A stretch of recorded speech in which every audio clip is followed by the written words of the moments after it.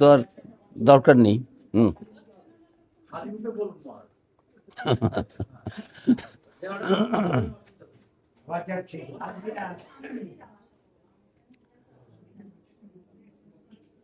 সর্বধর্মস্থাপকস্ত্বং সর্বধর্মস্বরূপকঃ আচার্যাণাং মহাচার্যো রামকৃষ্ণায় তে নমঃ। যথাগ্রের্দাহিকা শক্তি রামকৃষ্ণে স্থিতা হিয়া সর্ববিদ্যাস্বরূপাং তাং শারদাং প্রণমাম্যহম। শারদাং প্রণমাম্যহম। পরতত্ত্বে সদা লীনো রামকৃষ্ণ সমাজ্ঞয়া ইয়ো ধর্মস্থাপনো রত বীরেশং তং নমাম্যহম। বীরেশং তং নমাম্যহম। নমস্কার। ঠাকুরমা স্বামীজির চরণে প্রণাম জানিয়ে আজকে এই আশ্রমের অধ্যক্ষ সভাপতি স্বামী প্রভু কৃপানন্দ সাধু ভাইটিকে অনেক শুভেচ্ছা এবং অতি সুন্দরভাবে একটি মাতৃ অনুধ্যান আমরা শুনলাম। আমাদের শোনালেন শ্রীমতী কুসুম ভট্টাচার্য। এই মা কুসুম মায়ের বক্তৃতা আমাদের সকলকে যিনি বলছিলেন সামনে, যিনি অ্যাঙ্কারিং করছেন, যে বারবার মাইক এসে ভূতেশানন্দজির একটি কথা মনে পড়ে যাচ্ছে।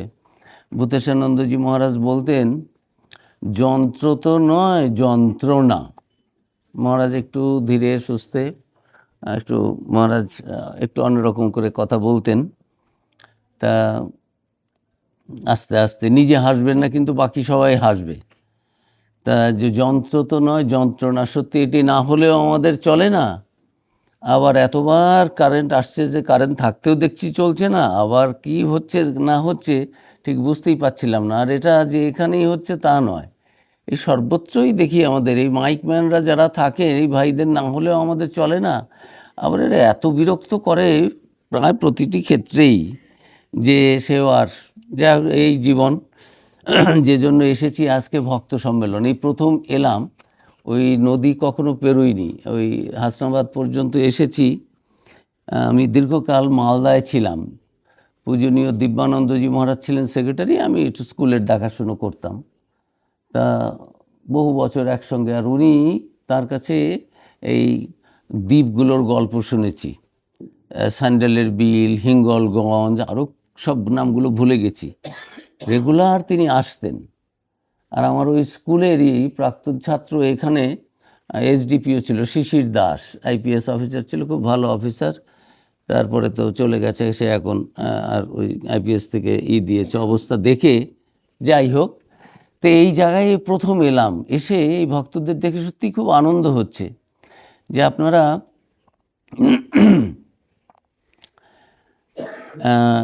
সত্যি তো গ্রামে টামে আমাদের হয় কি, সবসময় তো কিছু না কিছু কাজ থাকেই। বাড়িতে কাজকর্ম প্রতিদিন, বিশেষ করে মায়েদের তো ছুটি নেই, বাবুদের তবুও সপ্তাহে এখন হয়তো 2 দিন ছুটি, নাকি এখন শনি রবি 2 দিন ছুটি অফিসে। হ্যাঁ, স্কুলগুলোতে না হলেও অফিসগুলোতে তো 2 দিন করে ছুটি, আরও যদি পাওয়া যায়। এখন তো নিত্য নতুন ছুটি হচ্ছে। যাই হোক, মায়েরা সব কিছু সামলেও আবার এসেছেন। এই মায়েদের দ্বারা এগুলো সম্ভব। যাই হোক, খুব সুন্দর মায়ের কথা শুনলাম। মায়ের কথা শোনার পরে আর মনে হয় না অন্য কোনো কথা বলার।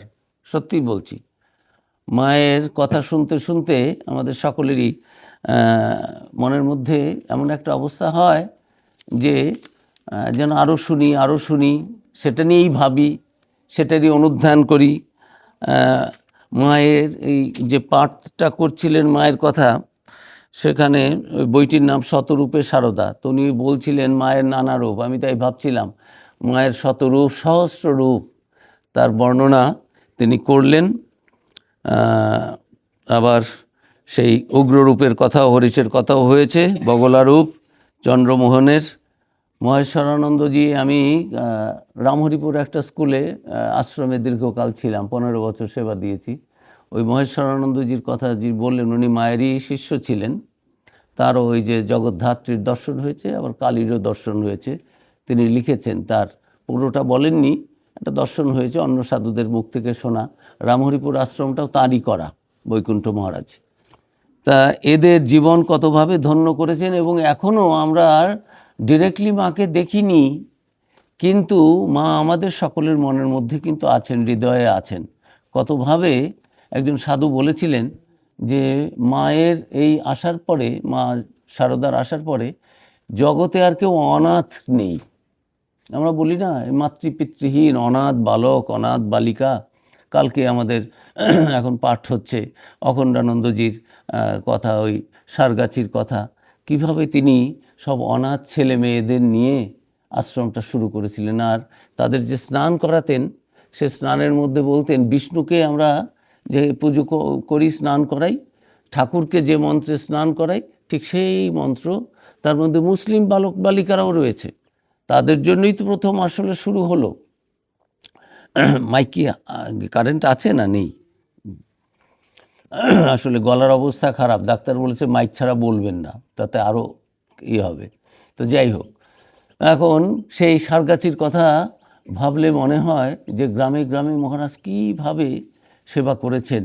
এই সমস্ত ইন্সপিরেশন ঠাকুর মা স্বামীজি এসেছেন, দিয়েছেন আমাদের। একটা নতুন যেন যুগ শুরু হয়েছে।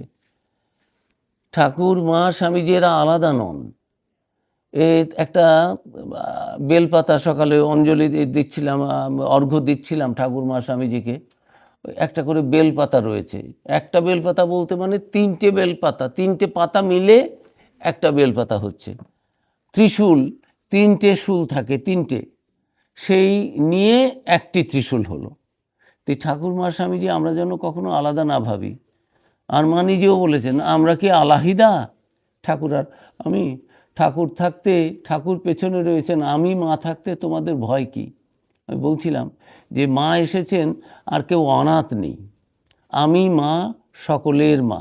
যারা এসেছে, যারা আসেনি, যারা এসেছে এদের জন্য তো তোমরা তো দিলেই আমাকে, আর যারা আসেনি তাদের জন্য আমার পায়ে ফুল দাও। সকলের সর্বকালের, জন্ম জন্মান্তরের মা, গণ্ডি ভাঙা মা। হিন্দু, মুসলিম, বৌদ্ধ, খ্রিস্টান, জৈন, পার্সি কিচ্ছু নেই। একটা পার্সি দেশীয় হীরানন্দ, তাকেও দীক্ষা দিয়েছেন। মা তখন শরীর খারাপ, শারদানন্দজিকে বলতে গেছেন, একজন যে মা বলছেন ও দীক্ষা নিতে এসেছে সেই সিন্ধু প্রদেশ থেকে, করাচি ওই অঞ্চলে থাকে, সেখান থেকে। তা আবার কবে মায়ের দেখা হবে না হবে? আচ্ছা ঠিক আছে, দাও। হীরানন্দ ঠাকুরের কাছে ছিলেন আরেকটি নাম। তা তার দীক্ষা, মা এখন শারদানন্দজি মহারাজ বলছেন, মার যখন ইচ্ছে হয়েছে যে তার একটা ওই অঞ্চলের সন্তান থাকবে, আমি কি না করব? মাকে কে আবার এক আধবার যখন এরা ভয় দেখাতো, মা তোমার শরীর খারাপ, তুমি দীক্ষা দেবে না, মহারাজ বারণ করেছেন শারদানন্দজি। বলছেন, ও শরৎ কি জানে, আমাদের তো এই জন্যই আসা, আমাদের কি শুধু রসগোল্লা খাওয়ার জন্য আসা? লোকের পাপ তাপ নিয়ে কি ঠাকুরের অবস্থা, কি মায়ের অবস্থা। যাই হোক, এরা সবাই মিলে এই যে এসেছেন 3টে শরীরে। আমরা জানি ভগবান বারবার শরীর ধরে আসেন। আবার আপনারা গুরু রূপেও যাকে পান না, সেই ইষ্টই গুরু রূপে আসেন। আবার ভগবানও ওই অবতার রূপে আসেন, জগতে প্রেম, ভক্তি, জ্ঞান, পথ দেখাতে। এগুলো আমরা তো ভুলে যাই। মনুষ্য জীবনের উদ্দেশ্য কি? শ্রীরামকৃষ্ণ এতবার বলেছেন, যারা কথামৃত পড়েছেন, বারবার খালি বলছেন মনুষ্য জীবনের উদ্দেশ্য ঈশ্বর লাভ। আমি আপনি না হয় মূর্খ হলাম, জানি না, ধরে নিন। সে বিদ্যাসাগরের কাছে গিয়েও বলবেন, কেশব সেনকেও বলবেন, ওই রবীন্দ্রনাথের বাবা তার কাছেও গিয়ে বলবেন, হ্যাঁ গা তুমি সাধন ভজন করছো, কি তোমার উপলব্ধি, কি অনুভূতি কি? প্রত্যেকের কাছে গিয়ে গিয়ে দেখছেন অবতার এসে আমাদের পথ দেখাচ্ছেন। এমন কাউকে পাওয়া যাবে না তখনকার দিনের যে শ্রীরামকৃষ্ণের ভাবে ভাবিত না হয়েছে। শ্রীরামকৃষ্ণের চিন্তায় তাদের চিন্তার জগতে পরিবর্তন না হয়েছে। ডাক্তার মহানুরলাল সরকার পার বিদ্বেষী, দেবতা বিদ্বেষী ধরুন, মানে দেবদেবতায় বিশ্বাসী করেন না, ভগবান আছেন বলেও বোধ করেন না, অ্যাগনস্টিক বলা যেতে পারে, আবার এথিস্ট বলা যেতে পারে, নাস্তিক বলা যেতে পারে। তাকে ডেকে আনা হয়েছে যে ঠাকুরের এই অসুখটা, তিনি অ্যালোপ্যাথির ছিলেন, ওই মহেশ্বরানন্দজির কথা বললেন অ্যালোপ্যাথি, উনি অ্যালোপ্যাথিতে পাশ করে কলকাতা থেকে বাঁকুড়াতে হোমিওপ্যাথি করতেন। আর ইনিও এই ডক্টর মহেন্দ্রলাল সরকার তখনকার দিনের মেডিকেল কলেজে ক্যালকাটায় তিনি গোল্ড মেডেল পেয়েছেন, তারপর এখান থেকে গিয়ে আবার বিলাতে পড়াশুনো করেছেন। ফিরে আসার পরে তার তখনকার দিনে 38 টাকা ফিজ, 38 রুপিস, 38 টাকা তখনকার দিনে, এখন হয়তো 38,000 হবে। সেই সময়ের কথা। শ্রীরামকৃষ্ণের চিকিৎসা যখন করছেন, সারাক্ষণ শ্রীরামকৃষ্ণের ধ্যানে যেন মগ্ন হয়ে আছেন। মাস্টারমশাই যিনি কথামৃত সংকলন করেছেন, ঠাকুরের কথাগুলো লিখে লিখে রেখেছেন আমাদের জন্য, তিনি গেছেন খবর দিতে যে ঠাকুর কেমন আছেন, ওষুধটা পাল্টাতে হবে কিনা, আবার নতুন ওষুধ দেবে। সেই জন্য তিনি গেছেন, গিয়ে ডাক্তারবাবুকে জিজ্ঞেস করছেন যে ঠাকুরের কথা, আর তোমার ঠাকুর সারা রাত তো ঘুমিয়ে নেই, রাত 3টে থেকে তো বসে আছি তোমার রামকৃষ্ণ নিয়ে, আমার প্রাইভেট প্র্যাকটিস গেল, আমার রোগী দেখা গেল, আমার ফিস গেল, টাকা পয়সা গেল, অন্যান্য সংসারের কাজ করা গেল। যে একেবারে নাস্তিক, ভগবানে বিশ্বাস করে না, এবং শ্রীরামকৃষ্ণকে তিনি তুমি তুমি করে বলতেন, আর কেউ যদি প্রণাম টনাম করতো তাহলে বলতেন, আচ্ছা লোকটি ভালো, তোমরা আবার প্রণাম টনাম করে ওর অহংকার বাড়িয়ে দিচ্ছ কেন। এখন গিরিশবাবু না, তিনিও ভালো মানুষ ছিলেন, তিনি তার ভেতরে স্বামীজি যেমন, আমি দেখিনি, আমি বলবো না, ঠাকুরের সামনেই বলছেন যে না অবতার টবতার আমি ওগুলো মানি না, আমি বলবো না, তার কারণ আমার এখনও সেরকম অনুভূতি হয়নি। But as a man I have the highest respect for him. মানুষ হিসেবে এরকম মানুষ আমি আর দেখিনি। তিনি দেবমানব, দেবতা আর এই মানুষের মাঝখানে তিনি একটা কিছু অবতার, সেটা আমি বলতে পারবো না, তার কারণে আমার সে অনুভূতি হয়নি। কিন্তু এমন মানুষ কোথাও দেখিনি, এমন মানুষটি কোথাও আর বিবেকানন্দ, নরেন্দ্রনাথ তখন বলছেন দেখিনি। তিনি তার যে শ্রীরামকৃষ্ণের কাছে এসে যে এসেছেন, সেই তাদের মনের চিন্তার পরিবর্তন হচ্ছে, নাস্তিক আস্তিক হয়ে যাচ্ছে। যাদের আবার আস্তিক, কিন্তু আমি শুধু রামেরই ভক্ত, কৃষ্ণের ভক্ত না, আমি শুধু কৃষ্ণেরই ভক্ত, রামের ভক্ত না, আমি কালী শক্তি পুজো করি, কাজে এই বৈষ্ণবগুলো এগুলো সব ধাপ্পাবাজ বা এগুলো ভণ্ড, সেরকম নয়। শ্রীরামকৃষ্ণের কাছে যারা আসছেন তাদের সকলের ভেতরে কোথায় দিয়ে কীভাবে যে একটা পরিবর্তন হচ্ছে, সে ঈশ্বরেরই এগুলো লীলা। আর ওই যে ঠাকুর আর মা আলাদা নন, ঠাকুর আর আমরা কি আলাদা। শ্রীরামকৃষ্ণ যে আমাদের ধর্মশাস্ত্রে বললাম না, এক একটা সময় আসে যে সব যেন অন্ধকারের মতো, মানুষ ঠিক খুঁজে পায় না রাস্তা, কি করব কি না করব, ভালো কি মন্দ কি, ধর্ম কি অধর্ম কি, যদি ধর্ম করতে হয় কোন পথে হবে, কালী পুজো করলে হবে না ওই একটা পাথর পুজো করলে হবে, না বিষ্ণু পুজো করলে হবে, না শিব পুজো করলে হবে, এটা তো কেউ বলতে পারছে না। ভগবানকে দেখেছি, কার কথা বিশ্বাস করবো, বইতে কি লেখা আছে ও সমস্ত আমাদের বেদ উপনিষদে কে পড়েছে, কে জেনেছে, কে দেখেছে, দেখা একটা মানুষ কোথায়।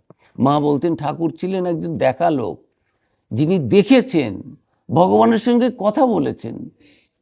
নরেন যখন চ্যালেঞ্জ করছে, আপনি কি ভগবান দেখেছেন, রবীন্দ্রনাথের বাবার কাছে গিয়ে বলেছেন যে মশাই আপনি তো গুরু টুরু হয়ে গেছেন, দীক্ষা টিক্ষা দিচ্ছেন, ভগবানকে দেখেছেন আপনি? এখন রবীন্দ্রনাথের বাবা, তিনি তখন সাধন ভজনও করছেন, বয়সও হয়েছে, তিনি আচার্য, তিনি যদি সত্য কথা বলেন বলতে হয় না দেখিনি তো, এখন সেটা কি করে বলি, তার কারণ আমি গুরু, আমি আচার্য, আমি লোককে ধর্ম কি করতে হবে না হবে জ্ঞান দিচ্ছি, আর নিজেই বলছি আমার তো ভগবান সম্বন্ধে কথা বলছি কিন্তু ভগবানের দেখা হয়নি, সেটা বলতেও লজ্জা পাচ্ছেন, কি করে বলা যায়। আবার যে দেখেছি সেটা বললেও মিথ্যে কথা বলা হয়ে যাচ্ছে। যদি বলেন দেখেছি আর তারপরে এ যা ছেলে, এরপরেই তো প্রশ্ন করবো আমাকেও দেখান। তো মহর্ষি দেবেন্দ্রনাথের কাছে নরেন্দ্রনাথ গেছেন, দেবেন্দ্রনাথকে দেখে বললেন যে হ্যাঁ বা ও তুমি কার ছেলে? ও আমার বাবা বিশ্বনাথ দত্ত। ও সিমলে, আচ্ছা আচ্ছা, তোমার বাবা, বাহ তুমি ভালো ছেলে, তোমার তো মুখটুকগুলো বেশ ভালো, তোমার লক্ষণগুলো ভালো। কিন্তু বলছেন না যে আমি ভগবানকে দেখিনি। এটা সব ধর্মেই, কোনো ধর্মের মানুষ, খ্রিস্টানরা খ্রিস্ট ধর্ম ছেড়ে দিচ্ছিল, মুসলিম ধর্মেরা ওরা তো ওদের ধর্মের এগেনস্টে কিছু বলতে টলতে চায় না, কি করবে, অনেক সব উগ্রবাদী কিছু মানুষ আছে তো, ভয়ে টয়ে বলে না, যারা অনেকের মনে তাদের মধ্যেও সন্দেহ, সত্যি আল্লাহ আছেন, গড আছেন, ঈশ্বর আছেন, ভগবান আছেন, কে দেখেছে, কে বলতে পারে যে আমি দেখেছি? কেউ নেই। কেশব সেন নিজেও তা একজন আচার্য, আলাদা হয়ে গেছেন মহর্ষি দেবেন্দ্রনাথ থেকে, আলাদা হয়ে তিনি তার মতো রয়েছেন, একটা নববিধান খুলেছেন। তার সঙ্গে আবার ভাগ হয়ে বিজয়কৃষ্ণ গোস্বামী, তিনি আলাদা হয়ে যাচ্ছেন। এই নানান রকম। ঠাকুর বলছেন তুমি দেখে শুনে চেলা করো না, সেই জন্য দেখো এরকম। তারপরে বলছেন কেশব, বক্তৃতা যে দাও, চাপরাস পেয়েছ, ঈশ্বরের দর্শন হয়েছে, তুমি যে গুরুগিরি করছো, একটা মত চালিয়ে দিচ্ছ ভগবান এই রকম। হিন্দু ধর্মের দেবদেবতা এগুলো ঠিক হিন্দু ধর্ম না, আসল হিন্দু ধর্ম যেটা সেটা হচ্ছে এই ব্রাহ্ম ধর্ম। সে ব্রহ্মের কি, তিনি নিরাকার কিন্তু সগুণ। আমাদের শাস্ত্রে নানান রকম 6টি ফিলোসফি রয়েছে, ষড়দর্শন রয়েছে। এই বিশ্বে যত ধর্ম আছে ও সব ধর্মগুলোই এই ষড়দর্শনের কোনোটার আধখানা, কোনোটার একখানা, কোনোটার একটু মিশিয়ে নেওয়া। এই নতুন চিন্তা কে করবে? ঈশ্বর আছে কি নেই, হাজার হাজার বছর আগে আমাদের পূর্বপুরুষরা, ঋষি মুনিদের আমরা বংশধর। স্বামীজি বলেছেন তোমরা গৃহস্থ হতে পারো, তোমরাও সাধুর বংশের লোক, you belong to monastic race. আমি প্রথম যখন পড়ি আমি ভাবি এটা কী কথা, সাধুর তো কোনো থাকে না, সাধু হয়ে গেলে তাদের তো আর কোনো সংসারাদি থাকে না, তাদের আর কি করে হবে, ওই মানে প্রজিনিটি থাকবে, তাদের পরম্পরা থাকবে কি করে? স্বামীজি বলছেন আমরা সবাই ঋষিমুনিদের কাছ থেকে এসেছি। তুমি যে আশ্রমেই থাকো, আমাদের রক্তের মধ্যে সেই জ্ঞানী ঋষি মুনি, মাইকটা হবে কি হবে? তাহলে একটু গলায় কম চাপ দিয়ে কথা বলতে পারি।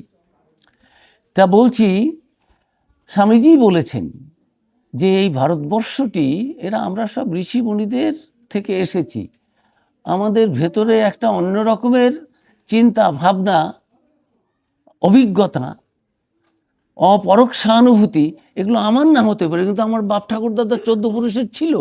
আমাদের যে বইপত্রগুলো রয়েছে সেগুলো স্বামীজি তো বিশ্বে গিয়ে বললেন, নাহলে আমাদের তো সবাই ওই যে সাপের গল্পটা, মা কোনো দরকার নেই, তবু ওই গরিব সাপুরেদের একটু পয়সা দেবেন দেখে, ওই এসো এসো বাবা, খেলা টেলা দেখাও, ভালো জোরে করে বাজাও, পাড়ার সবাই আসুক, তারাও আনন্দ করুক, তোমরা পয়সা পাও। মা তাদের দেওয়ার জন্য ওটা করলেন এই সাপুরের। বিদেশে গেছে, সেখানে স্বামীজিকেই বলেছে যে আপনাদের দেশে তো সব এত দরিদ্র যে বাচ্চার জন্ম হলে ফেলে দেয়, কুমিরকে দিয়ে দেয়, নদীতে ফেলে দেয়, খাওয়াতে পারবে না, আর সব কুসংস্কার, ওই সাপের পুজো করেন আপনারা, সবই তো আমাদের দেশেও সবাই সাপুরে। ঋষিমুনি যা আছে, আমরা যে অনন্তকাল ধরে হাজার হাজার বছর ধরে যে সেই অমৃতের সন্ধানে, আমরা যে অমৃতস্য পুত্রা, আমরা যে শ্রীনন্ত বিশ্ব অমৃতস্য পুত্র, স্বামীজি এইটা কোট করেছিলেন শ্বেতাশ্বতর উপনিষদ থেকে, যে তোমরা সব পাপী পাপী বলো, পাপ কিসের? আমরা সব অমৃতের সন্তান। আমরা যেখানেই থাকি, যে অবস্থায় থাকি, আমি চুরি করতে পারি, ডাকাতি করতে পারি, খারাপ কাজ করতে পারি, হ্যাঁ এটা দোষণীয়, আমি একটা ভুল করেছি, এটা পথ নয়, এটা উচিত নয়, এটা অনুচিত, কিন্তু আমি পাপী, আমার আর কোনো কেউ দেখাননি তা নয়। পাপই কিসের? পাপ কোথায়? ভুল। বাবা মার কাছে সন্তানের কোনো পাপ হয়? ভুল হয়। আর একটা ধর্ম বিদেশে রয়েছে, খ্রিস্টান ধর্ম, ওদের কাছে গিয়েই বলছেন যে তোমরা পাপী বলো, কাউকে পাপী বলাটাই পাপ। আর ওদের পাপী তাহলেই তুমি মন্দিরে চার্চে যাবে। কেন তোমার ভগবানকে ডাকতে হবে, যিশুর উপাসনা করতে হবে? না, তুমি পাপী। কি পাপ করলাম যে তুমি জানো না এই জীবনে করেছো? তোমার আদি পাপ রয়েছে, সেই একেবারে অরিজিনাল সিন, আদম ইবের সিনের থেকে আমাদের চলছে। আমি পাপী, সেই জন্য পাপ মুক্ত। যিশু is the only messenger, only saviour. Jesus Christ is the only saviour. Swamiji উদ্দেশ্যে বলেছেন যে তোমার অনলি সেভিয়ার কি করে হয় বাবা? যিশুকে আমরা ঈশ্বর পুত্র মেনে নিচ্ছি, কিন্তু সে কি করে একাই শুধু? আমাদের রাম নেই, কৃষ্ণ নেই, অন্যান্য অবতাররা নেই, বুদ্ধ নেই। তারা জগতের মানুষকে মুক্ত করে যাননি। তারা নিজেদের চৈতন্যের সঙ্গে একত্ব অনুভব করেননি। তারা এনলাইটেন্ড হননি, তারা মুক্ত হননি। তো এই সমস্ত তর্ক করে, যুক্তি দিয়ে, বিজ্ঞানসম্মতভাবে যে ভাষা ওরা বোঝে, সে ভাষায় স্বামীজি ওই দেশে বলেছেন। তাই তো হিন্দু ধর্ম, বেদান্ত, আমরা এই যে ভারতবর্ষে কত সাধারা আসছে এখন করতে, ইউরোপ আমেরিকা থেকে সাধন ভজন করার জন্য। ঈশ্বরের একটা অনুভূতি ওই দেশে হবে না? ওটা ভোগবাদী সমাজ। এখানে এসে তারা কত রকমের ত্যাগ, তপস্যা, তিতিক্ষা করছে। হিমালয়ে সাধন ভজন, ঠিক করুক বেঠিক করুক সেটা পরের কথা, কিন্তু আমার আগ্রহটা তো রয়েছে। সে একটা ফেক ভণ্ড গুরুর কাছে গিয়ে তার জীবনের কিছু হবে না, সেটা আলাদা কথা। অনেকেই আছে এই বিদেশি ভক্ত টক্ত, এদের ডলারের অনেক দাম টাম আছে, তো ওরা ওই সব দেশে প্রত্যেকে কিছু না কিছু চাকরি করবে। ওই যে প্রেসিডেন্ট ওবামার ছেলে মেয়ের গল্প শুনেছেন, মেয়ে দুটি, ওরা ওই বাবা প্রেসিডেন্ট, ওরা ছুটির, স্কুলের ছুটির সময়টা, কলেজের ছুটির সময়টা রেস্টুরেন্টে গিয়ে ওই ইয়ের কাজ করছে, খাবার টাবার যে দেয়, ওয়েটারের কাজ করছে, ওয়েট্রেসের কাজ করছে। সাদা কাপড়ে পুলিশ টুলিশ সেগুলো রয়েছে, কেউ বুঝতে পারবে না, কিন্তু ওটা ওরা করবে। আমি প্রেসিডেন্টের মেয়ে হতে পারি, ছেলে হতে পারি, কোনো কাজকে ওরা ছোট পাবে না। আমাদের দেশে কোনো বড় লোকের ছেলে এই লোককে গিয়ে হোটেলের বয় হবে, আর হোটেলের মেয়ের কাজ করলে তো তার গেল একেবারে। কিন্তু ওই সমস্ত দেশে এই রকম জাত পাত, এটা এই সমস্ত নেই। স্বামীজি ওদের যেগুলো ভালো সেগুলো আমাদের জন্য এনেছেন। আবার আমাদের যেগুলো আছে, যেগুলো ওদের নেই, শুদ্ধতা, পবিত্রতা, সেলিবেসি, চেস্টিটি, পিউরিটি, এগুলো ওরা বোঝেই না। বিয়ে থা কিছুই হয়নি, কয়েকটা করে ছেলে মেয়ে হয়ে গেছে, এরকমই সমাজ। তা কারা বর্বর, এগুলো তো পশুদের মধ্যে হয় এইরকম। আর আমাদের দেশে সেই এখনও যারা সংসার করেন, আপনাদের যে মন্ত্রটা যদি পুরোহিত টুরোহিত রেখে বিয়ে দেওয়া হয়, তাহলে সেই হিন্দু ধারাটা চলছে। রামচন্দ্র আর মা সীতার যে বিবাহ যে হয়েছিল, সীতামা এবং রামচন্দ্রের যে মন্ত্রে বিয়ে হয়েছিল, সেই মন্ত্রে অগ্নি সাক্ষী করে গুরুজনদের রেখে, মা বাবা গুরুজন গুরু, তাদের সামনে সাক্ষী রেখে পরস্পর দুজনের হাত মিলিয়ে দিচ্ছে যে আমরা জীবনভর একে অপরের প্রতি ট্রু থাকবো, অনেস্ট থাকবো। রামচন্দ্রকে যখন বলছেন যে পূজারীরা যে সীতা তো নেই, আপনি অশ্বমেধ যজ্ঞ তো করতে পারেন না, আমাদের সব কিছুই এই যে কাজকর্মগুলো, এগুলো বৈদিক ক্রিয়াকাণ্ডগুলো, এগুলো হচ্ছে গৃহস্থ হতে হবে। স্বামী স্ত্রী একসঙ্গে আহুতি দেবেন, প্রার্থনা করবেন, যা চান আপনাদের মনস্কামনা পূর্ণ হবে, পুরোহিত আপনাদের জন্য সেটা করে দেবে। তা আপনি তো এটা করতে পারবেন না, সীতা তো নেই, কাজে আপনি যে কোনো একজনকে বিয়ে করে নিন, তাহলে স্ত্রী থাকতে হবে, নাহলে তো হবে না। রামচন্দ্রজি বললেন না, রামচন্দ্রের জীবনে তো সীতা ছাড়া আর কেউ আসবে না, যে তাহলে তো আপনারা এই অপূর্ণ থেকে যাবে। না, অপূর্ণ থাকবে না, কী হবে? এই সোনার সীতা বানিয়ে নাও। দেখো, সেটাও শাস্ত্রে আছে। তুমি শাস্ত্রকারদের সঙ্গে, পণ্ডিতদের সঙ্গে কথা বলো, আলোচনা হলো, হ্যাঁ সেটাও সোনার সীতা বানিয়ে রামচন্দ্রজি ওই আহুতি দিলেন অশ্বমেধ যজ্ঞের। আবার মা সীতাকেও কতভাবে প্রলোভিত করার চেষ্টা করছে এই রাবণ। মা সীতা কিচ্ছু নেই, কিন্তু তার সতীত্বের পবিত্রতার শক্তি ছিল। একটা মাত্র ঘাস রেখে রাবণকে বলল, রাবণ এই যে এটা যদি তুমি পেরিয়ে আমার দিকে আসো, তাহলে তুমি দগ্ধ হবে আগুনে। রাবণ পেরোতে পারলেন না। এত বড় পালন, এত বড় বীর, কতজনকে কত কি করেছেন। নবগ্রহ তার পায়ের নিচে থাকতো, তার কত রকমের তখনকার দিনের সবচেয়ে বেদজ্ঞ। কিন্তু ওই মনের মধ্যে এই ইন্দ্রিয়গুলো যদি সংযত করা না যায়, অত গুণ থাকা সত্ত্বেও কিভাবে নষ্ট হয়ে গেল। শ্রীরামকৃষ্ণ এলেন, আমাদের সবাইকে কি সুন্দর বললেন, সংসার করায় দোষ নেই, দুটো একটা ছেলে মেয়ে হয়ে গেলে তোমরা ভাই বোনের মতো থাকবে, সংসার করেছো তাদের দোষ নেই, ভগবানকে ভুলো না। সে অবতার কি আসেন শুধু কয়েকটি সাধু সন্তের জন্য? স্বামীজি আমেরিকা থেকে চিঠি লিখছেন যে ঠাকুরের জন্মদিন তোমরা দুবার করবে। কেন দুবার করবে কেন? একদিন একটা একটা দিন উৎসব হবে বাবুদের, আর একদিন হচ্ছে ওই তথাকথিত ভগবান এসেছেন, অবতার এসেছেন বাবুদের জন্য। তোমার বাবুরা না আসে তাই ভালো। তা এমন সব ভাষা বলেছেন যে যারা পতিতা, যাদের চরিত্র নেই, যাদের আমরা খুব খারাপ বলে মনে করি, এবং যাদের তোমরা নিচু জাতি বলো, যাদের তুমি আমরা অস্পৃশ্য বলো, তারা যত বেশি করে আসে, তার কোনো অবতার তো তাদের জন্যই এসেছেন। এই যে ভগবান আসেন সকলের জন্য, কয়েকটি সাধু সন্তের জন্য নয়। গীতাতে ভগবান বলেছেন, পরিত্রাণায় সাধনায় বিনাশায় চ দুষ্কৃতাম ধর্ম সংস্থাপনার্থায় সম্ভবামি যুগে। ধর্মটাকে সংস্থাপন করা মানে কি? এই কমন পিপুলের মধ্যে ধর্মের ভাব থাকবে। সত্য যুগ যখন ছিল তখন সকলে আমরা সত্য কথা বলতাম, সেখানে অবতারের কোনো প্রশ্ন নেই। আলাদা করে একজনকে, আমাদের সকলের মধ্যেই সেই ব্রহ্মের শক্তি রয়েছে। অহং ব্রহ্মাস্মি। ঋষিমণিদের সময় সেই সত্য যুগ, আস্তে আস্তে ত্রেতা এলো, দাপর এলো, কলি। এখন যে ভগবান নিজে এসে আমাদের পথ দেখিয়ে দিচ্ছেন। কেন?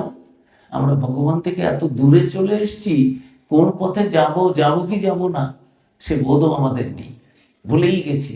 এমন ভারতবর্ষ ছিল, সেই ভারতবর্ষের এত অধঃপতন হয়েছে। স্বামীজি খুব বিজ্ঞানসম্মতভাবে ব্যাখ্যা করছেন, বলছি সবচেয়ে ভারতবর্ষ এত উঠবে কি করে বলছেন আপনি? বলছে উঠবে কেন? এই দেখো, যত বড় একটা ঢেউ ওঠে তার নিচে তত জলটা নেমে যায়, আবার যত জল বেশি নেমে যায় পরের ঢেউটা সবচেয়ে বড়। ভারতবর্ষের এত পতন হয়েছে যে এরপরে ভারতবর্ষ সবচেয়ে বেশি উঠবে।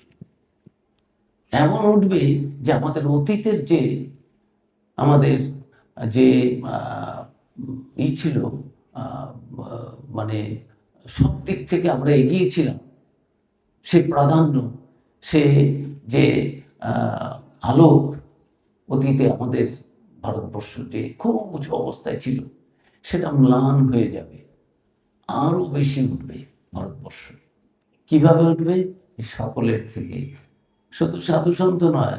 এবং কি শ্রীরামকৃষ্ণ করে গেলেন আগের অবতারদের মধ্যে, যে স্বামীজি অবতার বলে মানছেন না, তিনিই তার মন্ত্রতে লিখলেন যে ওই 6ই ফেব্রুয়ারি উনি এসেছেন, 1897-তে এসেছেন। 98-তে ওই নবগোপাল ঘোষের ওখানে বাড়িতে ঠাকুরের মূর্তি বসিয়ে পুজো করে প্রণাম করতে হবে তো ঠাকুরকে। এখন প্রণাম মন্ত্র, তখন ওই মন্ত্র দিয়ে অহং স্থাপকায় চ ধর্মস্য সংস্থাপকায় চ ধর্মস্য সর্বধর্মস্বরূপিণী অবতার বরিষ্ঠায় রামকৃষ্ণায় তে। যিনি গিরিশ ঘোষ, ডক্টর মহেন্দ্রলাল সরকার, রামচন্দ্র দত্ত তার আত্মীয়। রামচন্দ্র দত্ত ছিলেন মেডিকেল কলেজের প্রফেসর। তার বই, কেমিস্ট্রি বই পড়ানো হতো, সাহেবরাও পড়তে বাধ্য হতো। তিনি এত বড় পণ্ডিত, তিনি মিটিং করে লেকচার দিচ্ছেন শ্রীরামকৃষ্ণ অবতার। ভৈরবী ব্রাহ্মণী সব ইয়েদের পণ্ডিতদের ডেকে এনে তন্ত্র সাধনার পরে তিনি দেখেছেন ভৈরবী ব্রাহ্মণী যে এই অবতারের সব লক্ষণ শ্রীরামকৃষ্ণের মধ্যে। পণ্ডিতদের ডাকো, আমি প্রমাণ করে ছাড়বো। 1861-62-তে পণ্ডিতরা এসে বৈষ্ণব চরণী দেশের গৌরী পণ্ডিত, তারা বলেছেন যে অবতার যেখান থেকে আসেন ইনি তাই, অবতার আবার কি? সেই জন্য আমেরিকা থেকে স্বামীজি চিঠি লিখছেন, শ্রীরামকৃষ্ণ আবার অবতার কি? শ্রীরামকৃষ্ণ ভগবানের বাবা। ভগবানের আবার বাবা হয় নাকি? এটা বোঝানোর জন্য যে যে উৎস থেকে সেই পরম ব্রহ্ম, তিনি এই আকৃতি, এই কায়, মা যেমন নিয়েছিলেন একটা এই কায় নিয়ে এসেছিলেন, একটা শরীর নিয়েছেন, উনি বলছিলেন ঠাকুরও সেই রকম, সেই মূল যে তত্ত্ব, প্রিন্সিপল, তিনি সাকার না নিরাকার না তার উপর, সব ঠাকুর নিজে বলেছেন, এগুলো ব্যাখ্যা করা যায় না। তিনি সাকারও হতে পারেন, নিরাকারও হতে পারেন। প্রেমেশানন্দজি মহারাজের ঠাকুরের সম্বন্ধে খুব সুন্দর একটা গান আছে। সেই গানটা হচ্ছে অরূপ সায়রে লীলা লহরী, উঠিল মৃদুল করুণাবায়, অরূপ সায়রে লীলা লহরী। আদি অন্তহীন অখণ্ড বিলীন। সমুদ্রের কোনো হত্যা করা যায়, কুল কিনারা পাওয়া যায়, নেই, কিন্তু তার মধ্যে কৃপা বাতাসে ঢেউ উঠলে দেখা যায়, হ্যাঁ একটা রূপ নিল। এই অবতাররা হচ্ছে সমুদ্রের ঢেউ, মানে সেই পরব্রহ্ম, পরম তত্ত্ব, তার থেকেই যেন রূপ, অরূপ থেকে সাগরের রূপ। এটা কেন? কৃপায়, করুণা, করুণার বাতাস। ভগবান আমাদের কৃপা করার জন্যই অবতার রূপে এসেছেন, এবং একা আসেন নিয়ে। যুগের কমপ্লিকেশনটা খুব বেশি। ভগবান রামচন্দ্রের সময় রাবণ টাবণ মেরে দিলাম কয়েকজন, হয়ে গেল। শ্রীকৃষ্ণের সময় আরো অসুর টসুর অনেক মারতে হয়েছে ভগবান শ্রীকৃষ্ণকে। কিন্তু এত ধর্ম নিয়ে এখন যে হচ্ছে, প্রত্যেকটি ধর্মের মধ্যে আমার আরেকটা করে ভাগ। সেই জন্য স্বামীজি বলেছেন, যত কোটি মানুষ তত কোটি পথ হওয়া দরকার। শ্রীরামকৃষ্ণ বলে গেলেন, যত মত তত পথ, কিন্তু একটা জায়গায় ঠিক থাকতে হবে, ঠিক ঠিক ব্যাকুলতা আর পবিত্রতা। ওই খুন খারাপই করব, আমার ধর্মই থাকবে, আর কোনো কারো ধর্ম থাকবে না, সব ধর্ম মেরে টেনে আমি শেষ করে দেবো। আমার নবী নবী, আমার মেসেঞ্জার মেসেঞ্জার, আমার ভগবান ভগবান, এ বললে মানুষ শুনবে না। আমার আল্লাহ আল্লাহ, আমার রাম রাম। কৃষ্ণ অবতার নয়, রামের ভক্ত হয়েছে, আমি কৃষ্ণকে মানব না। আমি শিবের ভক্ত, কালীকে মানি না, বা কালীর ভক্ত, বিষ্ণুকে মানি না। এই সমস্ত পাগলের আড্ডা। অনুভূতি নেই তো। এই যে কে ভগবানকে দেখেছে, শ্রীরামকৃষ্ণ বলেছিলেন, নরেন্দ্র যখন গেলেন কারো কাছে উত্তর পেলেন না, কেউ বলতে পারছে না মুখ ফুটে, হ্যাঁ আমি দেখেছি, তোমাকেও দেখাতে পারি। ডেম্পো ছেলে এসে প্রশ্ন করছো আমাকে, আমি কি যেছে? শ্রীরামকৃষ্ণের কাছে গেলেন, শ্রীরামকৃষ্ণ বললেন, হ্যাঁ দেখেছি। তোকে বললে এই যেমন তোকে দেখা যায়, তখন না তোকে দেখা, আমাদের দেখার জন্য একটা আলো দরকার হয়। শ্রীরামকৃষ্ণ সেই দেখেছেন, সেই জ্যোতির্ময়, চানার দিকে যেন জ্যোতির সমুদ্র। হ্যাঁ মাকে দেখেছি, দেখা যায়, মাকে দেখা, ভগবানকে দেখাই তো মনুষ্য জীবনের উদ্দেশ্য মানে। কিন্তু কে দেখতে চায়, কারেই বা বলি, কেই বা বোঝে? ওই জন্যই তো আশা।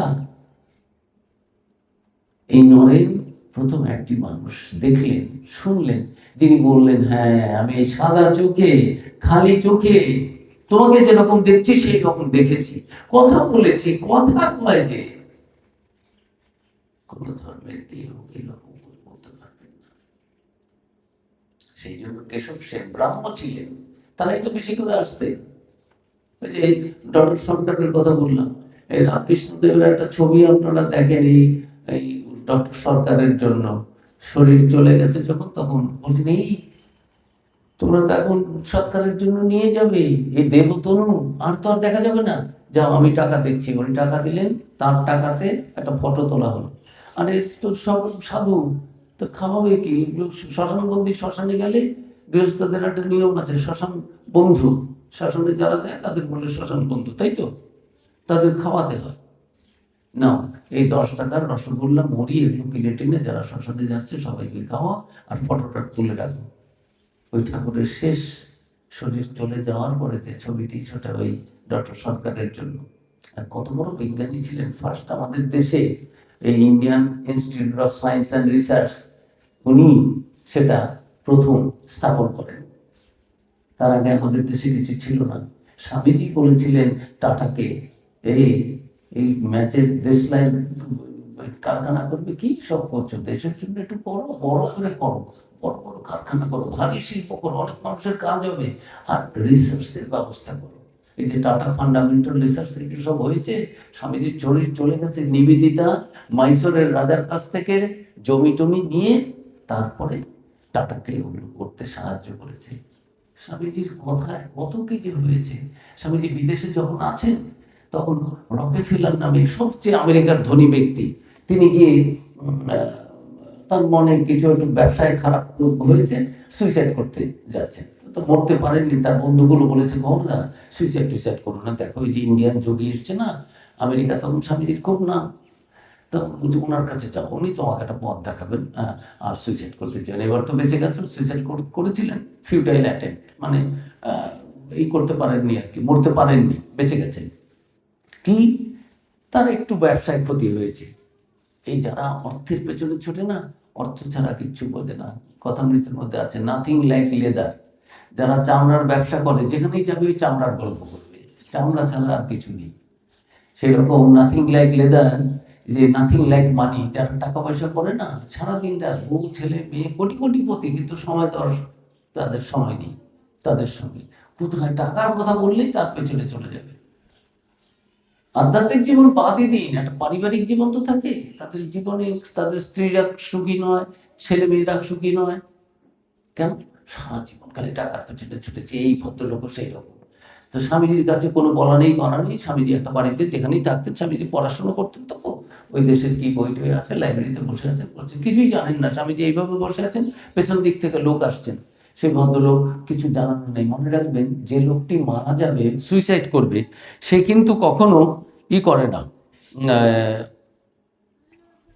12:40 থেকে, হ্যাঁ আমি কতক্ষণ বলবো ভাই? ওইরকম না না না, ভালো তো লাগবেই, আমার ভালো লাগবে না? ঠাকুর বলেছেন খালি পেটে ধর্ম হয় না।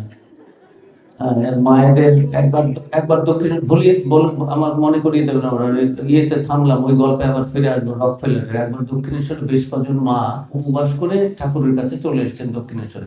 ঠাকুর জানতেন না এটা উপবাস করে আছে, বেশ কিছুক্ষণ কথা টথা বলেছেন।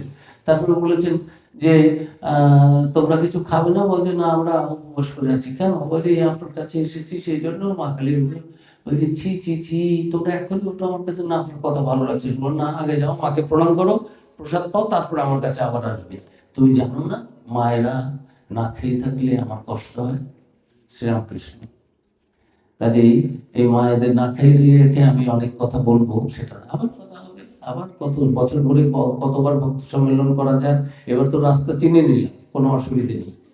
যাই হোক, বলছি যে রকফেলারকে স্বামীজি ঢুকে, একজন লোক যিনি সুইসাইড করবেন, তার কাছ থেকে ইউ ক্যানট এক্সপেক্ট, আপনি আশা করতে পারেন না যে একটা নর্মাল জীবন, উদ্ভ্রান্তের মতো, একটা বিভ্রান্ত উদ্ভ্রান্ত, ফ্রাস্ট্রেশন, ডিপ্রেশন, সুইসাইড করার চেষ্টা করছে যে লোকটা, তার কাছ থেকে নর্মাল ব্যবহার ছেলের বা মেয়ের বা স্বামীর বা বউয়ের এরকম পাবেন না। তো সে ওইরকম কথা নেই, বার্তা নেই, ওই সমস্ত দেশে না জানিয়ে কারো বাড়ি যায় না।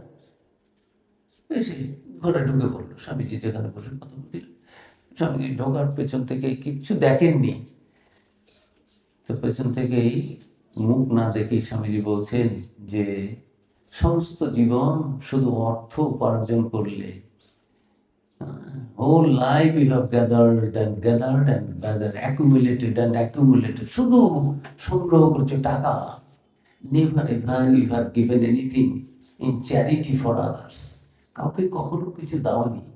এখন মনে খুব দুঃখ হয়েছে, মনের দুঃখ সুইসাইড করে দূর করার চেষ্টা করছো, that is not the path my dear. নামটা আমি কিচ্ছু বলছে না, কিন্তু ঘটনা সব বলে দিচ্ছি। বলছি আরে এই লোকটা সব জানলো কি করে, আমি তো কাউকে কিচ্ছু জানাইনি, আমার মনের কথা এলাম সব বলে দিচ্ছে। আর খুব অপমান হচ্ছে, তার কারণ এদের অহংকার খুব। ইনি যখন আমেরিকার প্রেসিডেন্টের রুমে ঢোকেন, সবচেয়ে বড় লোক মানুষ তো, আমেরিকার প্রেসিডেন্ট পর্যন্ত উঠে তাকে হ্যান্ডশেক করেন। আর এই সাধু, এদের দৃষ্টিতে যাদের টাকা পয়সা নেই, সাধুরা আমরা তো ভিখিরি, ভিখিরি, এদের দৃষ্টিতে আমরা ভিখিরি, টাকা নেই পয়সা নেই, তার আবার দাম কি? সেই লোকটা আমাকে ধমক দিচ্ছে, জ্ঞান দিচ্ছে যে সারা জীবন আমি কি করেছি কি না করেছি। তখন থ্যাংক ইউ কিছুই হলো না, হ্যান্ডশেক ট্যান্ডশেক হলো না, যেমন গট গট করে এসছিল। সেরকম গট করে বেরিয়ে গেল। দিন 10 পরে এসে স্বামীজি আবার ওখানে বসে আছেন, কোনো কথা নেই, বার্তা নেই, স্বামীজি কিচ্ছু বলেননি। এসে একটা চেক, আগে যারা ছিলেন, এখন তো আর চেক টেক নাই, বোধহয় চেক এখন দরকার হয় না, নাকি হয়? এখন সব ওই ডিজিটাল হচ্ছে ট্রান্সফার হয়ে যায়। তো যাই হোক, তা একটা চেক বইয়ের নিচে কত টাকা কাকে দিয়েছে সেটা লেখা থাকে, সেটা দিয়ে Swamiji, now you should thank me, I have given the biggest amount ever given in charity. আমি সবচেয়ে বড় একটা অঙ্কের টাকা দিয়েছি, পৃথিবীতে এত বড় দান কেউ করেনি। নিন, এখন একটা ধন্যবাদ দিন, হ্যান্ডশেক করুন।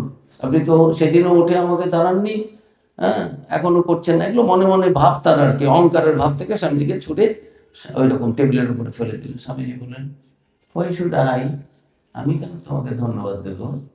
ইট is you who should thank me. কারণ আমি তো তোমাকে সদ্বুদ্ধিটা দিয়েছি ভালো কাজটা করা। এই যে মানুষের জন্য অনেক টাকা দিয়েছো, অহংকার করছো, এই বুদ্ধিটা কে দিয়েছিল? আমি দিয়েছি। You should thank me, not me to you.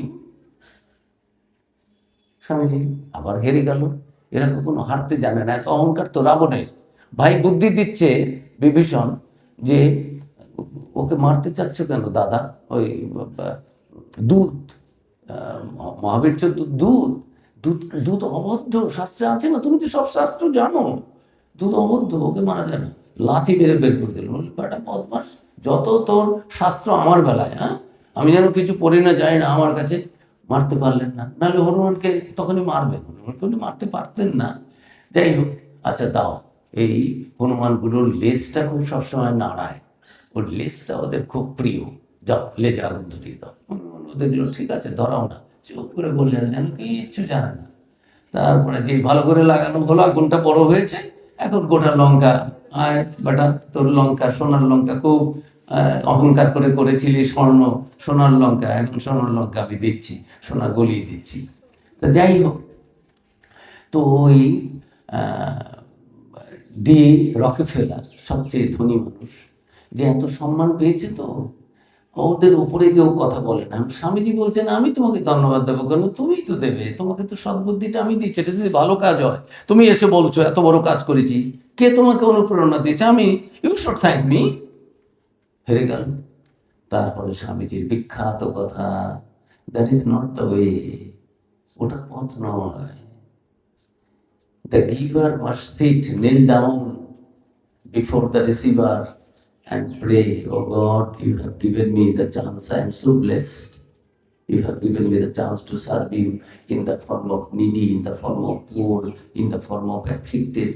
যে দান করছে, যে সেবা করছে, সে হাঁটু গেড়ে নীল ডাউন করে বসে হাত জোর করে যার সেবা করছে তাকে বলবে, হে ভগবান, তুমি এই রূপে, দরিদ্র রূপে, অর্থহীন মানুষ রূপে, পিছিয়ে পড়া মানুষ রূপে, রোগী রূপে আমার কাছে সেবা নিতে এসেছো, আমাকে এই যে সেবার সুযোগ দিলে, অহভাগ্য, I am so fortunate, I am blessed. আমার জীবন ধন্য যে ঈশ্বর, তুমি কৃপা করে আমাকে সুযোগটা দিয়েছো। ভগবান ওই দানটা অন্য কাউকে দিয়ে করে নিতে পারতেন। তুমি কি হে রকফেলার, সারা বিশ্ব ব্রহ্মাণ্ডের মানুষ যিনি তৈরি করেছেন, সৃষ্টি করেছেন, তিনি জানেন না? মাস্টারমশাইকে ঠাকুর ধমক দিয়েছিলেন। দ্বিতীয় দর্শনে মাস্টারমশাই যখন গেছেন কথা বলতে, দেখবেন মাস্টারমশাই ওই বলার চেষ্টা করছেন যে মূর্তিতে পুজো, মূর্তি তো পুজো নয়, মূর্তির মধ্যে ওটা তো বলে দেওয়া উচিত যে মূর্তিটা কিন্তু ভগবান। আরে বাবা, যে সব সৃষ্টি করেছে সেই সব বোঝাবে। বাবা মার হৃদয়ে কত ক্ষমা মায়া দিয়েছে, শিশুগুলো কি বাস্তব বাবা মার, পশুদের মধ্যেও পর্যন্ত শিশুর প্রতি কি ভালোবাসা, বাবা মায়ের ভেতরে দয়া মায়া দিয়েছে। তারপরে কত কিছু তৈরি করেছে, গাছপালার মধ্যে কত ঔষধি রয়েছে।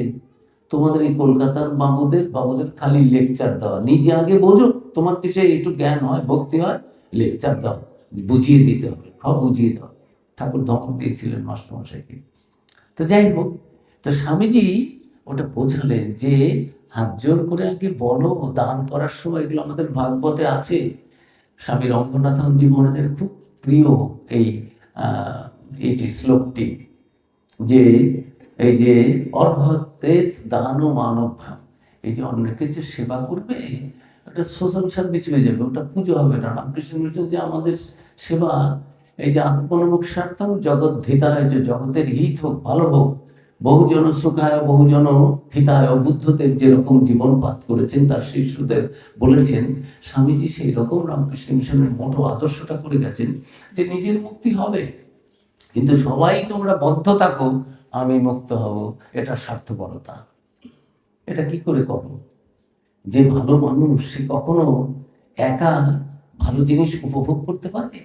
নীলকণ্ঠ হতে পারে যদি কেউ ভালো মানুষ হয়, যে না যত বিষ আছে আমাকেই দাও, শিবের মতো, যে তোমরা দেবতারা সবাই শশাকরা সব আনন্দে থাকো, পৃথিবী নিয়ে, বিশ্ব ব্রহ্মাণ্ড নিয়ে, যত বিষ আমাকে দাও, আমি নীলকণ্ঠ, আমি কণ্ঠে ধারণ করে আমি নীলকণ্ঠ হয়ে থাকবো, তোমরা আনন্দে থাকো, তোমাদের বিষ পান করতে হবে না। শিবজি, রবীন্দ্রনাথ গানে লিখেছেন, আমি জেনে শুনে বিষ করেছি পান, শিবজি জেনে শুনে বিষ পান করেছিলেন। কেন? আমাদের আনন্দে রাখার জন্য, যাতে আমরা অমৃত পান করতে পারি। কিন্তু আমাদের এমন অবস্থা, অমৃত দেখেও তো ঠেলে দিই। দুর্যোধনের সংস্কার, দুর্যোধন বলছে জানো আমি ধর্ম উন্নচমের প্রবৃত্তি। ধর্ম কি ভেবেছ আমি জানি না?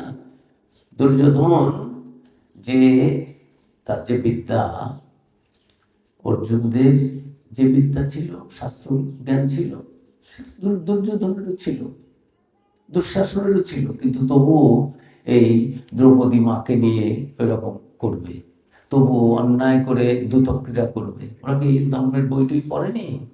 দুপক্ষের ভাইরাই, পাণ্ডবরা, কৌরবরা, দ্রোণাচার্য, কৃপাচার্য, পিতামহ ভীষ্ম, এদের সকলের কাছ থেকে সবচেয়ে বেস্ট শাস্ত্র এবং শস্ত্র দুটোর জ্ঞানী পেয়েছে। শস্ত্র মানে এই যে অস্ত্র শস্ত্র, আর শাস্ত্র যেটা দিয়ে আমাদের আধ্যাত্মিক জীবন সম্বন্ধে আমরা জানতে পারি, মনুষ্য জীবনের উদ্দেশ্য জানতে পারি, এরা সব পেয়েছে।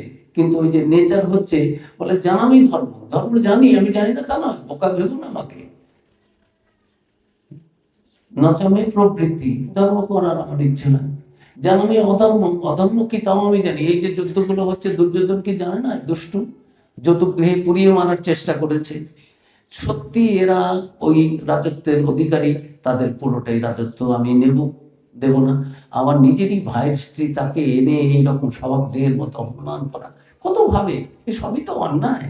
সে জানে অধর্ম কি তা জানি, নচমে নিবৃত্তি, আমার তাকে বাদ দিতে ইচ্ছা হয় না। তারপর শ্রীকৃষ্ণকে বলছেন, তুমি তো ঋষিকেশ, তাই ঋষিকেশ হৃদি স্থিতে নাও, যথা নিযুক্তস্মি তথা করমি, তুমি তো আমাকে যা করাচ্ছ তাই করেছি, আমার কি দোষ? ওই ছোট ছোট ছেলে মেয়েগুলো, বা ছোট না বড়রাও আছে ওইরকম, বলে আমার কি দোষ, ও ওইটা করলো দেখেই তো এটা হলো। অন্যের উপরে গুণ হলে, ফার্স্ট হয়েছে, হ্যাঁ আমাকে মালা টালা দাও, যা দাও, প্রশংসা করো, আমি ফার্স্ট হয়েছি, মাস্টারমশাইদের কোনো কিছু নেই, বাবা আমাদের নেই, কারো কিচ্ছু নেই।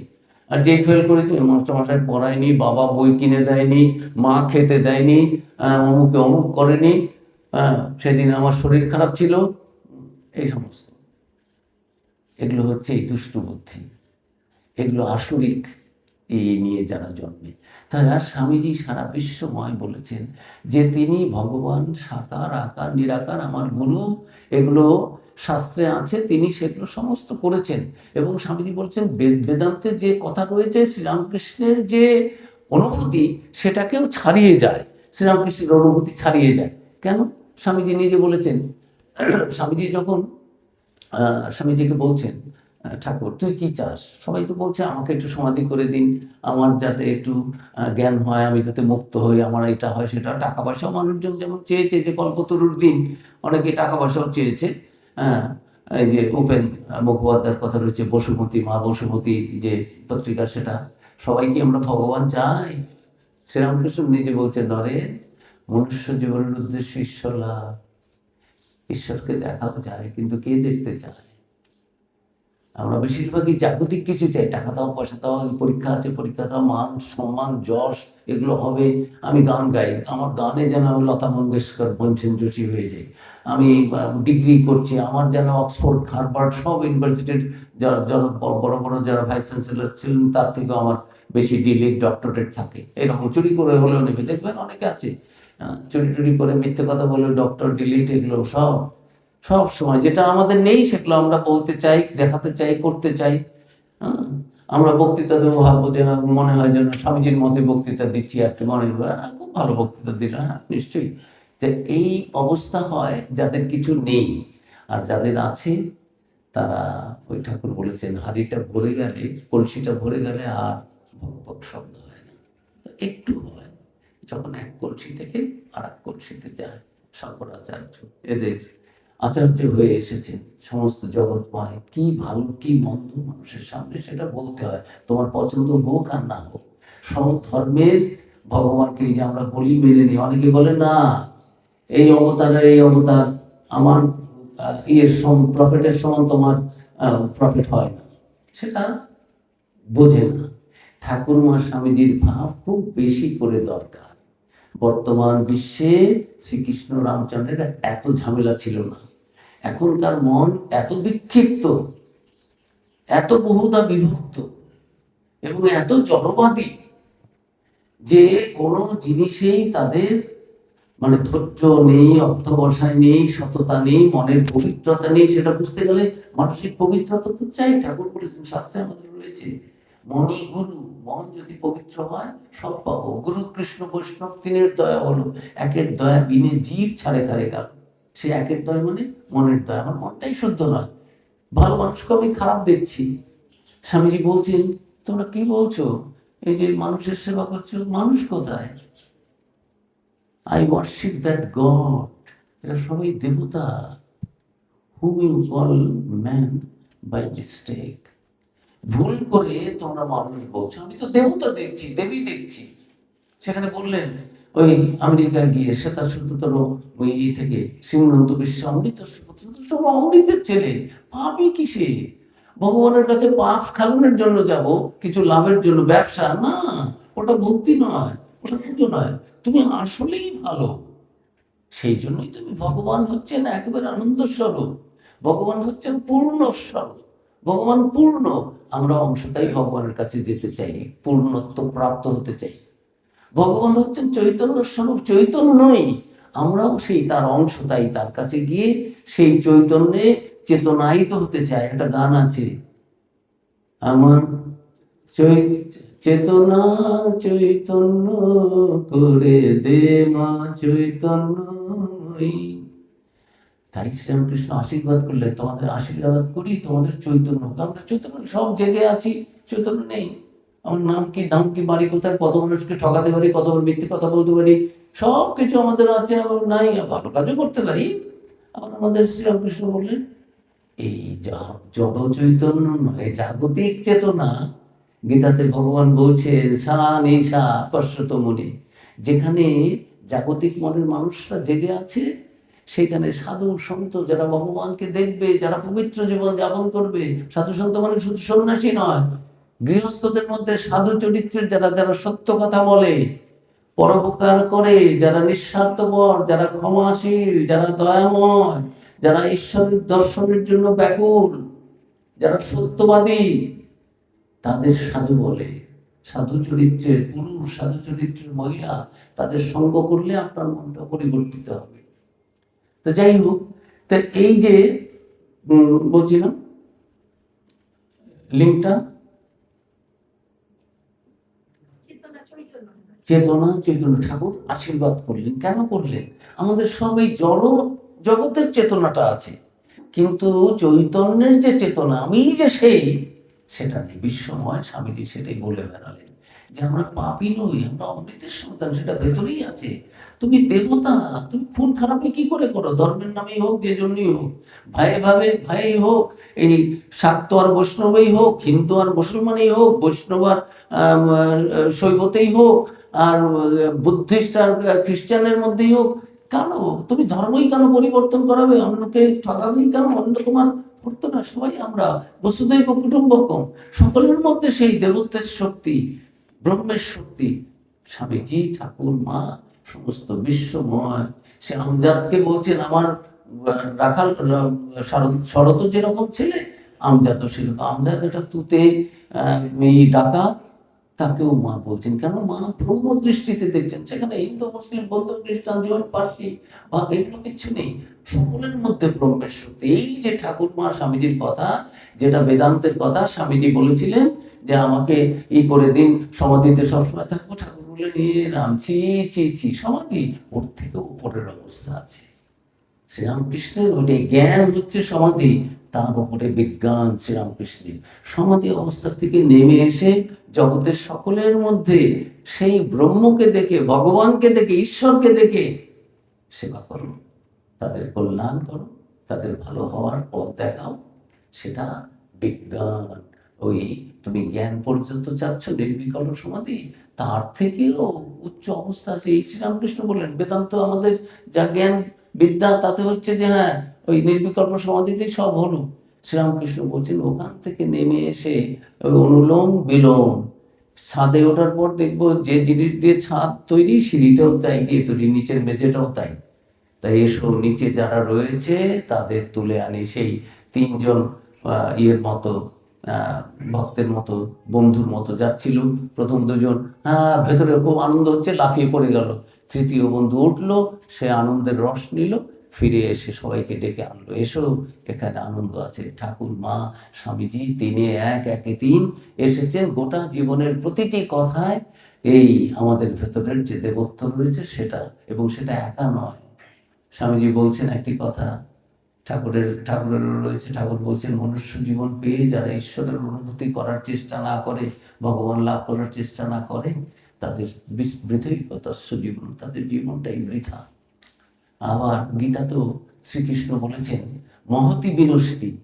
অর্জুন, এই যে এই যদি এখন তুমি ঠিক ঠিক আমি যা বলছি সেটা না করো, ধর্ম যদি ত্যাগ করো, তোমার যেটা কাজ নয় তুমি সেটা করতে যাচ্ছ, এই ধর্মযুদ্ধ এটা তোমার করতে হবে, তাহলে মহতি বিনষ্টি, এই জীবনেই সেটা করতে হবে। মা, স্বামীজি এক জায়গায় বলছেন শ্রদ্ধাবান হ, বীর্যবান হ, আত্মজ্ঞান লাভ কর, পরহিতায় জীবনপাত করে, এই আমার ইচ্ছা ও আশীর্বাদ। এই যে আত্মজ্ঞানটা লাভ করতে হবে, এবং তারপরে পরের হিত। কিছুই লাভ না করে, টাকা নেই পয়সা নেই, আমি চিৎকার করছি এই কে কোথায় আছে, আমি দান করবো, দান কি দান করবো, আমারই তো কিছুই নেই, আমি তো ভিখিরি। না, ভগবানের সম্পদ আগে তুমি নিজে অনুভব করো। স্বামীজি করেছিলেন তার গুরুর কাছ থেকে, শ্রীরামকৃষ্ণ সব রকমের সাধন করে নিয়ে বলেন এই সব পথ দিয়েই তাকে পাওয়া যায়। মারামারি করছো কেন? হিন্দু, মুসলিম, বৌদ্ধ, খ্রিস্টান, জৈন, পার্সি, লোককে ঠকাচ্ছ কেন? মিথ্যে কথা বলছো কেন? তুমি তো, তোমার ভিতরেই তো ভগবান রয়েছেন। এই মনুষ্য জীবন তো সেই ভগবানকে অনুভব করার জন্যই শ্রীরামকৃষ্ণ এলেন। সবাইকে এটা বলতে হবে, সব ধর্মের মানুষকে, যাদের মধ্যে উগ্রতা বেশি, খালি কথায় কথায় মারতে চায়, তাদের আরো বেশি করে বোঝাতে হবে যে এটা পথ নয়, এটা পথ নয়, পালাবার। তুমি একাই বাঁচবে, আর কেউ বাঁচবে না তা নয়। In the last lecture of Swami Vivekananda, সেই 27শে সেপ্টেম্বর আমেরিকায় শিকাগোতে বক্তৃতা তিনি বলেছিলেন, soon it will be later, it will be soon it will be written on the banner of all religions, help and not fight, assimilation and not destruction, harmony and peace and not dissension. খুব তাড়াতাড়ি প্রত্যেকটা ধর্মের মধ্যে এইটাই লেখা হবে, কি? বিনাশ নয়, সহায়তা। তারপরে কি? অ্যাসিমিলেশন নট ডিস্ট্রাকশন, পরস্পরের ভাব গ্রহণ, মতবিরোধ নয়, অন্যের যা ভালো সেটা গ্রহণ করো। আর শেষে কি বলছেন? হারমোনি অ্যান্ড পিস, ঐক্য এবং শান্তি, মৈত্রী, এই পরস্পরের মধ্যে ঝগড়া নয়। এই কথাগুলো সব ধর্মের মানুষ যারা বেশি উগ্র তাদের বেশি করে বোঝাতে হবে, তবে নিজের রক্ষার ব্যবস্থা রাখতে হবে।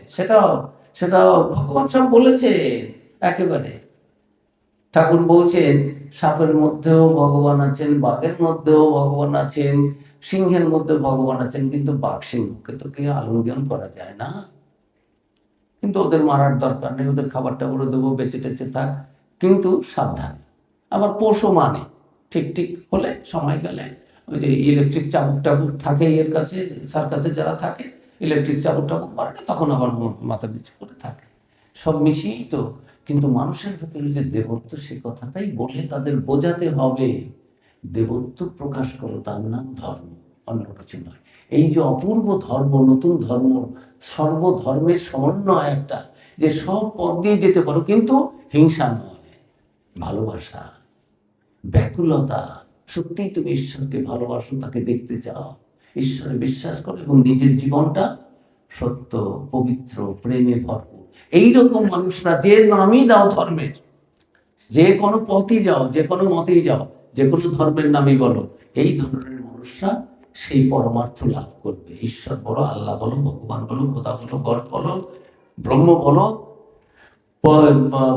পরা বিষ্ণু বলো, সে যা নারায়ণ বলো, সব তুমি পাবে যদি এগুলো থাকে। ঠিক ঠিক ব্যাকুলতা, পবিত্রতা এবং প্রেম, ঈশ্বরের প্রতি প্রেম। এই কথাগুলো বিশ্বময় স্বামী বিবেকানন্দ বলে বেরিয়েছেন এবং বলেছেন, আমার কথা শেষ করি, যে আমি একসময় দেখবো যে আমার আর এই ভালো নয়, এই শরীরটা বুড়ো হয়ে গেছে বা জরাজীর্ণ হয়ে গেছে, আর শরীর রাখবো না, শরীরটা ছেড়ে দেবো। আমরা যেমন জামা কাপড় ছাড়ি সেই রকম। কিন্তু but I shall not cease to inspire people everywhere.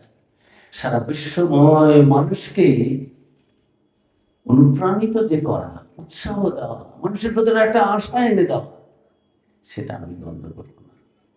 সারা বিশ্বের বড় বড় মানুষ, আমাদের দেশে মহাত্মা গান্ধী, নেতাজি সুভাষচন্দ্র, ঋষি অরবিন্দ, এই ধরনের মানুষরা বলছেন, আমাদের জীবন চরিত্র গঠন করেছে স্বামীজি পড়ে, শ্রীরামকৃষ্ণের সাহিত্য পড়ে। আবার বিদেশের যারা রোমানুলা, টলস্টয়, এরা নোবেল লরিয়েট, তারাও বলেছেন যে কি অপূর্ব সব বাণী। তাই ঠাকুরমা স্বামীজি এসেছেন আমাদের সকলের কল্যাণের জন্য। এবার কেন্দ্র ভারতবর্ষ, আমাদের সকলকে এই বিশ্বাস রাখতে হবে, দোষ ত্রুটি ভুল করেছি, কে না করে, কি হয়েছে তাতে, আর করবো না। চোখের জলে ভিজিয়ে দিলেন, একটা কি গান আছে, তো চোখের জলে সব মুছে দিলেন আমাদের পাওয়ার কি, ভুল করেছি আর করবো না। কিন্তু সকলের মনে রাখতে হবে, আমাদের আগের জীবনে যা করেছি তার ফল এখন ভোগ করছি, ভবিষ্যতে কি হব, আমাদের সন্তান সন্ততিরা কি অবস্থায় থাকবে, সেটা আমরা এখন কি করছি তার উপরে নির্ভর করবে। স্বামীজি বলেছেন যে তোমাদের কাজের উপরেই নির্ভর করছে ভবিষ্যৎ ভারত কেমন হবে। এই ভারতকে যদি আবার তুলতে হয়, জাগাতে হয়, নিজেদেরও যদি জাগতে হয়, চৈতন্যময় হতে হয়, নিজেদের চৈতন্যকে জাগাতে হয়। চৈতন্য তো জেগেই আছেন, কিন্তু ওই আবরণটা সরিয়ে দেওয়া, মেঘ আছে, সূর্য তো আছেই, মেঘটা সরিয়ে দিলেই সূর্যকে দেখা যায়, সেটা যদি করতে হয় এই জীবনে আমাদেরই দায়িত্ব নিয়ে করতে হবে। সেজন্যই ঠাকুরমা স্বামীজির আশা আমাদের সকলের ভেতরে, নিজেদের ওই আশা হচ্ছে দন্তশয়ে আশা, আশা, আর আমাদের সকলের ভেতরে তালব্যশয়াকার আশা জাগিয়ে তোলা। আসুন সবাই মিলে সুন্দর জীবন যাপন করি এবং ঠাকুরমা স্বামীজির কাছে প্রার্থনা করি তাদের অনুপ্রেরণা এবং আমাদের যে এই ওটাকে বলে নিজে করার যে চেষ্টা, পুরুষতা, সেটা যেন আমাদের মধ্যে, আমাদের ঘুমিয়ে আছে, আর কত ঘুমিয়ে থাকবে। এবার কেন্দ্র ভারতবর্ষকে দেখেই সমস্ত বিশ্বের মানুষ, অন্য সমস্ত ধর্মের মানুষ বুঝবে যে হ্যাঁ সত্যি হিংসা নয়, ভালোবাসা, প্রেম, অপরকে নষ্ট করে আমি বেঁচে থাকবো না, অপরের সঙ্গে ভালোবাসা, এই কম্পিটিশন নয়, পরের সঙ্গে কোঅপারেশন, এই সমস্ত ভাব এই ভারত থেকে বেরিয়েছে, বেরোবে, বর্তমানকালে আরো বেশি করে দরকার। শ্রীরামকৃষ্ণের মা শারদার যারা অনুসারী স্বামী বিবেকানন্দের, তাদের দায়িত্ব আরো বেশি, নিজেদের জীবনে এইরকম করা এবং অন্যদেরও সেই কাজ করতে অনুপ্রেরণা যোগানো। সবাই ভালো থাকুন, শুভমস্তু। ওম নমঃ শ্রী যতিরাজায় বিবেকানন্দ সুরয়ে সচ্চিৎ সুখ স্বরূপায় স্বামিনে তাপহারিণে। সবাইকে অনেক অনেক ধন্যবাদ। ঠাকুর স্বামীজি আমাদের সকলের কল্যাণ করুন, মঙ্গল করুন। শান্তি শান্তি।